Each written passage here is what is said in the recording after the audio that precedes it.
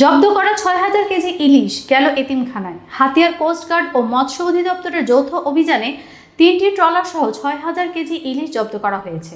পরে জব্দকৃত ইলিশগুলো এতিমখানা ও গরিব প্রান্তিক পরিবারের মাঝে বিতরণ করা হয়।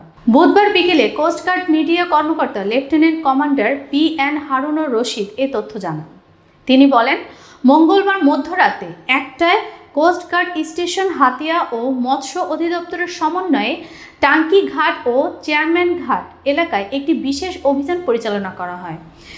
অভিযান চলাকালীন উক্ত এলাকায় FB আমেন, FB নিহা ও FB আবুল নামে 3টি ফিশিং বোট আটক করেন।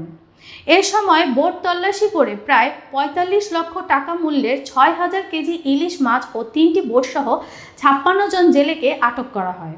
পরবর্তীতে জব্দকৃত মাছ হাতিয়া উপজেলা মৎস্য কর্মকর্তা মোহাম্মদ ফয়েজুর রহমানের উপস্থিতিতে স্থানীয় মাদ্রাসা, এতিমখানা, গরিব প্রান্তিক পরিবারের মাঝে বিতরণ করা হয় এবং আটককৃত বোটগুলোকে জরিমানা ও ৫৬ জন জেলেদের মুচলেকা নিয়ে ছেড়ে দেওয়া হয়। উল্লেখ্য, সরকার প্রতি বছর 15 এপ্রিল হতে 11 জুন মোট 58 দিন সামুদ্রিক জলসীমার মাছের সুষ্ঠু প্রজনন, উৎপাদন, সামুদ্রিক মৎস্য সম্পদ সংরক্ষণ এবং টেকসই মৎস্য আহরণের জন্য সকল প্রকার মৎস্য নৌযান কর্তৃক যে কোনো প্রজাতির মৎস্য আহরণ নিষিদ্ধ করা হয়েছে।